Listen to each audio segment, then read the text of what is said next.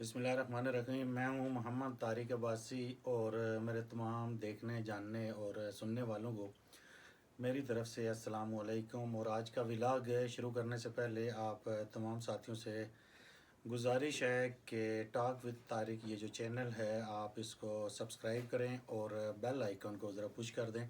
ताकि हर नई आने वाली वीडियो आपको बर वक्त मिल सके।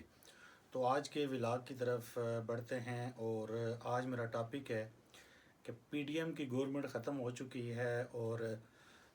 साबिक़ वज़ीर-ए-आज़म जनाब शहबाज शरीफ साहब वज़ीर-ए-आज़म हाउस से रवाना हो चुके हैं। और इस दौरान पाकिस्तानी अवाम ने क्या खोया और क्या पाया, ये आज का मेरा टॉपिक है। सबसे पहले अगर हम बात करें कि पीडीएम की गवर्नमेंट आने के बाद पाकिस्तान को क्या फ़ायदा हुआ, अगर इस पर रोशनी डाली जाए तो सबसे पहले इमरान खान साहब की जब हुकूमत ख़त्म की गई तहरीक अदम एतमाद के ज़रिए, और ये एक अलग टॉपिक है कि तहरीक अदम एतमाद उस टाइम होनी चाहिए थी या नहीं, इस पर इंशाअल्लाह फ्यूचर में व्लॉग करेंगे। फ़िलहाल तहरीक अदम एतमाद के बाद जब पीडीएम की गवर्नमेंट बनी और जनाब शहबाज शरीफ साहब ने वज़ीर-ए-आज़म का हलफ उठाया, तो उसके बाद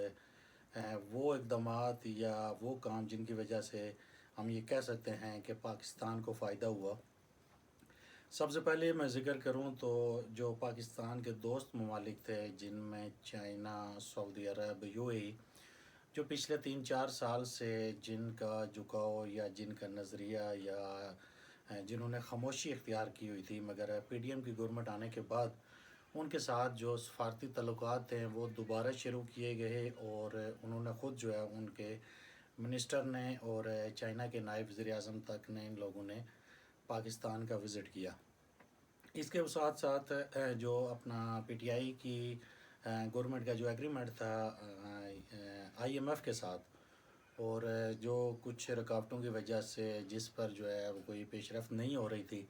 मगर पीडीएम की गवर्नमेंट आने के बाद आईएमएफ के साथ जो मुज़ाकरात थे वो दोबारा शुरू किए गए। और उसके बाद आप ये कह सकते हैं कि उसमें गवर्नमेंट को या पीडीएम की गवर्नमेंट को कामयाबी मिली। और जो पाकिस्तान के स्टेट बैंक के अंदर जो ज़खायर थे, जो तकरीबन कोई 6 या 7 बिलियन या अरब डॉलर रह गए थे, उसमें उसके बाद फिर इजाफ़ा किया गया और कुछ पैसे चाइना की तरफ से, सऊदी अरब की तरफ से और यूएई और कतर की तरफ से काफ़ी सारी पाकिस्तान को इमदाद कह लें या फिर टेम्परेरी तौर पर ये जो पेमेंट थी ये पाकिस्तान के कौमी ख़जाने में आई, जिसकी वजह से पाकिस्तान के ज़खायर बढ़े। ये भी एक अच्छी पेशरफ्त थी पीडीएम की गवर्नमेंट की। इसके साथ साथ काफ़ी सारे जो पाकिस्तान की माशियत थी जो बहुत ज़्यादा कमज़ोर हो गई थी, मगर काफ़ी सख्त फ़ैसले जो पीडीएम की गवर्नमेंट ने किए उसकी वजह से काफ़ी हद तक जो पाकिस्तान की माशियत थी वो थोड़ी सी मुस्तहकम हुई, और जिसकी वजह से जो पाकिस्तान से बाहर जो बैरूनी इन्वेस्टर था और जिसका एतमाद बुरी तरह ख़त्म हो चुका था पाकिस्तान के ऊपर, तो उसका दोबारा से एक एतमाद बहाल हुआ। और फिर चाइना ने सी पैक की मद में मज़ीद तकरीबन 30 से 40 अरब डॉलर की दोबारा से इन्वेस्टमेंट करने की यकीन दहानी करवाई। इसी तरह सऊदी अरब ने फ़र्स्ट टाइम पाकिस्तान की हिस्ट्री में इतनी बड़ी इन्वेस्टमेंट करने के लिए अपनी आमादा हुआ, सऊदी अरब भी इसके ऊपर। तो ये वो चीज़ें थी मुस्बत जो पीडीएम की गवर्नमेंट की वजह से आप कह सकते हैं कि ये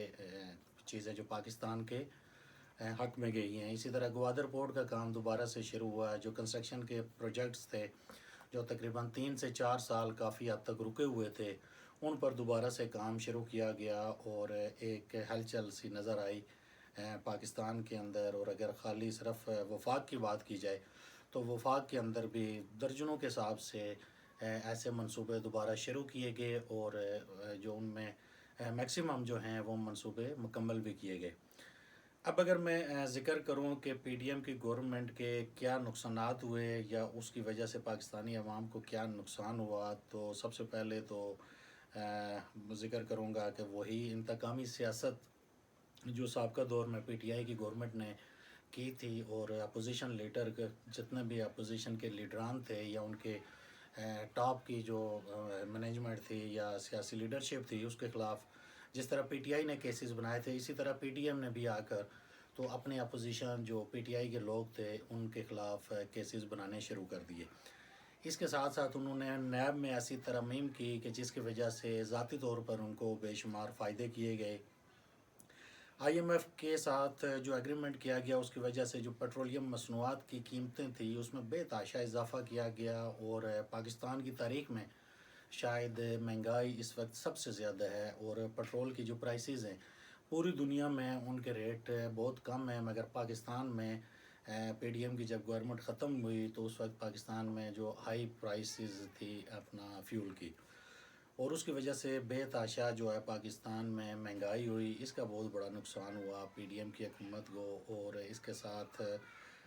جو اگر میں بات کروں میاں شہباز شریف جو ایکس پرائم منسٹر تھے،